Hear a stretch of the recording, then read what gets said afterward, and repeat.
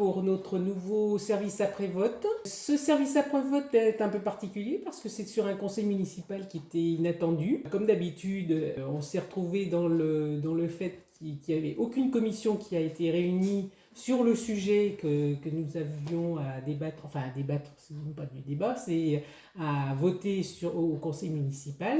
Et on a eu les informations 3 jours francs avant le conseil, comme il est prévu dans le règlement intérieur. Donc le point à l'ordre du jour concernait donc la restauration scolaire et le prix du repas. Il faut savoir que depuis déjà 2018, je crois, sur la commune de Venères, qu'il y a un tarif socialisé donc en fonction des revenus des familles. Et donc là, cette année, il y a une aide de l'État qui est encore supérieure, qui est proposée donc aux communes si elles mettent en œuvre donc un tarif socialisé. Cette nouveauté, c'était que lorsqu'il y a un tarif à 1 euro pour le repas, eh bien ce n'est pas 2 euros que l'État accorde, mais c'est 3 euros. Donc c'est quand même très important et ça peut permettre d'avoir une manne financière importante pour la commune, mais en même temps aussi d'accéder à la restauration scolaire de manière plus facile, puisque les repas sont plus abordables pour les familles et sont donc moins chers, au moins pour les tranches les plus basses de la population. Donc, il nous est proposé donc une tarification avec une révision des tranches. On ne comprend pas tout puisque pour nous, l'idée d'avoir plusieurs tranches, c'est une question de justice sociale. Donc, en fonction des revenus des gens, eh bien, on propose un tarif qui est adapté. Donc avant, il y avait 5 tranches et maintenant, nous passons à 4 tranches. Donc une tarification est proposée qui fait effectivement baisser l'ensemble des tarifs à la restauration scolaire. On va dire qu'une grande partie de la population va se retrouver avec un prix du repas à 1 euro, voire moins aussi. Mais ce qui se passe aussi, c'est que l'ensemble des tarifs vont baisser fortement. Donc c'est une bonne nouvelle, on pourrait se dire que c'est une bonne nouvelle. A priori, comme ça, c'est quand même bien. La cantine va pouvoir être accessible au plus grand nombre. Bon, a priori, il n'y avait pas non plus beaucoup de plaintes par rapport au prix du repas. Ce qu'il faut savoir, c'est que cette proposition de l'État et cette répartition qui nous est présentée nous dit qu'avec cette nouvelle répartition, donc à la fois des revenus et du prix, qui est annoncé, des prix qui sont annoncés, va correspondre une aide de l'État donc de 45 000 euros, quelque chose comme ça. Donc nous on se dit super, mais on a effectivement une manne financière qui est prise en charge par l'État. C'est quelque chose que la commune ne va pas débourser. Donc on se dit super, on va pouvoir améliorer la qualité de la cantine. Parce que nous, on est quand même pour une cantine qui soit de qualité. Tout à fait. Je sais pas. Il y a déjà un travail qui a été fait pour essayer d'avoir des produits bio. Oui, alors c'est pas gagné, mais oui, on tend vers le bio, la qualité et la nourriture qui provient localement, et du coup, des fois, ça peut engendrer quelques coûts supplémentaires, donc c'est là que ça... Donc, nous, on défend cette idée d'une restauration de qualité, et on se dit qu'au lieu d'avoir peut-être proposer une dégressivité très très forte, notamment sur, on peut le dire, hein, sur les familles les plus aisées. Je ne sais pas si c'est ce que finalement ces familles aussi attendent. Est-ce que pour nous, c'est pas de prendre soin le mieux possible de nos enfants en leur apportant une nourriture saine? C'était notre remarque. Je dois dire qu'on s'est fait quand même un peu malmener. Malmené, tout à fait. Malmené de proposer une alimentation de qualité pour les enfants. Là, il n'y a que l'argent. Alors, je ne sais pas si tout le monde attend ça, mais en attendant, là, on avait une manne supplémentaire qu'on pouvait essayer de redistribuer de manière différente. C'est la proposition qu'on a faite. Et encore une fois... Et on nous a accusés de ne pas vouloir faire d'une action sociale par rapport à la sociale, par rapport à alors que la c'était restauration pas scolaire. du tout notre propos. Je trouve un petit peu agaçant, effectivement, toutes ces questions financières, que la question de la qualité, tout ça a été complètement mise à la trappe. C'est un petit peu agaçant que dès qu'on conteste finalement une logique, qu'elle soit financière ou une logique de gestion, on passe pour des contestataires systématiques. En plus, on nous traite de vouloir aller à l'encontre de mesures sociales. Moi, je veux dire qu'il faut qu'on sorte de ce schéma-là.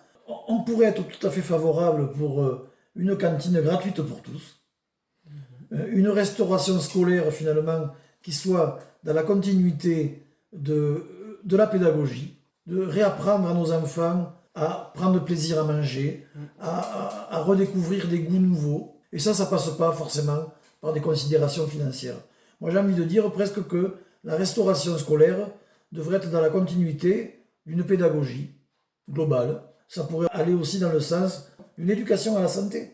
Oui, et c'est vrai on trouve nous que cette utilisation de la subvention en totalité sur la réduction des tarifs, on ne la trouve pas très à propos par rapport au souhait en fait de cette subvention qui est là pour aider pour qu'il y ait un peu plus d'accès. Donc pourquoi favoriser aussi les tranches les plus hautes alors qu'on pourrait utiliser ça pour effectivement améliorer les produits de la restauration, enfin améliorer les propositions de la restauration. Parce qu'il faut bien dire que là, quand on regarde comment c'est présenté, les tranches les plus basses permettent de gonfler cette tourte que l'État va donner, puisque l'État il ne verse que par rapport au tarif de 1 euro et moins. Plus il y aura de gens à ce niveau-là, plus on choisit de répartir sur ceux qui sont au-dessus. Et c'est quand même un petit peu spécial. Et nous, tout de suite, on avait fait une autre proposition donc, de répartition en fonction donc, des tranches, qui respectait donc, cette idée de 1 euro, mais qui allait plus bas, c'est-à-dire qu'on partait de 0,5 0,50 centimes d'euros. Par contre, on ne baissait pas tant que ça les dernières tranches. Donc ça permettait de garder une certaine harmonisation et en même temps d'avoir quand même cette soulte-là pour essayer de travailler à la qualité. Parce que ça, c'était quelque chose à laquelle on est attaché. Mais là, c'est même pas la peine d'avoir un débat, puisque là, c'est compliqué d'avoir un débat sur pourquoi du bio, pourquoi du local. Voilà, on nous dit qu'on mange très très bien à la cantine. Oui, alors effectivement, une pomme bio, une part de fromage par semaine, c'est quand même énorme comme répartition dans la semaine. Voilà. C'est vrai que moi, j'étais pas présent au conseil municipal, mais quand j'ai appris tout ça, alors déjà, moi, de pas discuter quelque chose en commission et que ça passe aussi au conseil municipal, ça va pas du tout. Et puis deuxièmement, quand j'ai appris que l'aide de 45 000 euros n'était pas réinjectée pour améliorer la qualité des repas, je comprends pas du tout, quoi. Je comprends pas du tout. On nous dit qu'on va améliorer la qualité des repas et puis dans les faits, c'est pas du tout ça, quoi. Et quand j'entends qu'il y a des personnes qui disent que c'est bon à la cantine et quand il y a des élus qui viennent manger et qui disent en fait que c'est pas très bon, ça me dérange beaucoup. Petite précision quand même sur le dispositif donc, de l'État. Celui-ci est prévu pour une durée de 3 ans. Que vont-ils faire dans 3 ans ?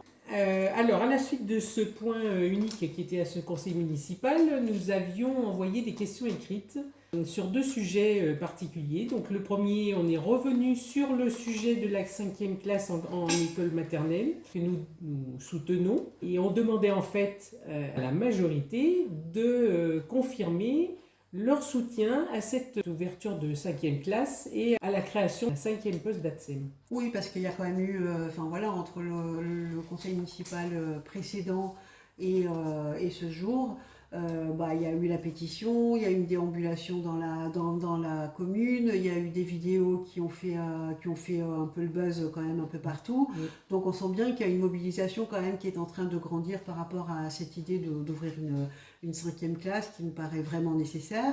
On a bien vu le courrier de la mairie, effectivement, qui a interpellé l'inspection académique. Notre souhait, c'était d'avoir une délibération du conseil municipal pour harmoniser ça et se dire, on valide l'idée d'ouvrir une 5e classe et il y a une délibération du conseil municipal qui pourra être adressée à l'inspection académique. Donc on a fait cette proposition-là pour avancer. Et là, un grand coup de revers, il paraît que les élus ne sont pas à leur place en demandant des délibérations, enfin les élus de la minorité, non pas à faire des propositions de délibération, surtout sur un tel sujet, puisque la mairie a déjà les choses très en main.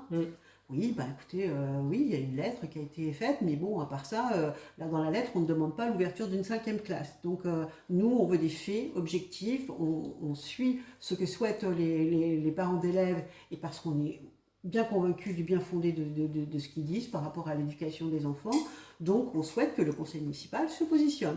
Et là, écoutez, non, il n'y aura pas de positionnement du conseil municipal. Donc, le conseil municipal soutient, mais de très très loin. Donc, dans les faits, ça ne se fait pas. C'est étonnant d'ailleurs, ces questions-là, parce que finalement, est-ce qu'il y a... On dirait que finalement, une classe de 30 élèves, quels que soient d'ailleurs les écoles, hein, que ce soit maternelle, primaire, collège, lycée, ben finalement, ça va dans le sens d'une qualité de l'enseignement et d'une qualité pédagogique. Qui peut penser à l'heure actuelle encore ce genre de choses? Alors, si on pense vraiment, comme pouvaient le dire certains inspecteurs d'académie, que plus il y a d'enfants dans une classe, ben plus ça crée une espèce d'émulation, de convivialité, de cordialité, ben, faisons débat. De toute façon, le débat n'existe pas. Mais moi, je pense que ça va totalement à l'encontre des besoins spécifiques d'un enfant que de se dire qu'il va être au milieu de 30 autres. Voilà. Et la deuxième question, c'était à propos d'une demande. On demandait la création d'un groupe de travail sur la circulation dans Venerque, parce que ce sujet-là, il se pose dans plusieurs commissions. On sait bien que c'est un sujet transverse, puisqu'il est aussi bien dans la partie urbanisme que la partie travaux, que la partie développement économique. En fait, on ne s'empare pas de ce sujet en global. C'est chacun dans son coin fait des petits bouts de réflexion. Et voilà, donc nous on demandait un groupe de travail un peu plus transverse. Donc ce à quoi on nous a répondu une nouvelle fois, alors qu'on n'avait pas à se mêler de ce genre de choses. Donc voilà, donc quand on critique, ça ne va pas. Quand on propose, ça ne va pas.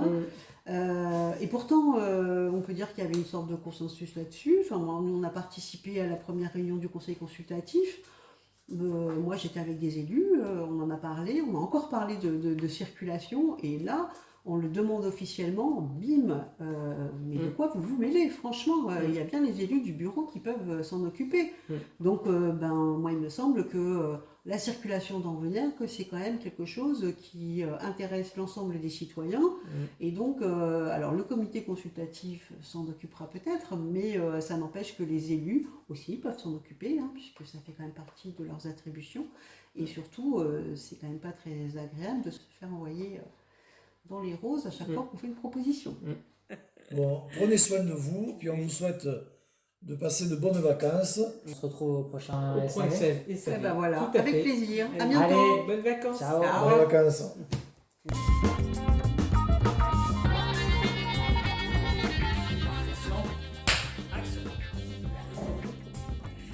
Que vont-ils faire dans 3 ans? Et oui, qu'est-ce que vous allez faire dans 3 ans? Les parents, est-ce qu'ils voudront payer plus cher? Ah bah là, ça va augmenter sévère. Hein. Bon, ils seront encore là. Oui. Non, mais je pense qu'il faut manger des boîtes de concert. Et puis Et ne vous inquiétez pas, on sera encore là pour vous emmerder. Non, tu vas pas mettre ça. Hein. Non. Bon. Bah c'est parfait. Bon, bah, Merci. On a envie d'être en vacances. Bon, on a été rapide. Hein.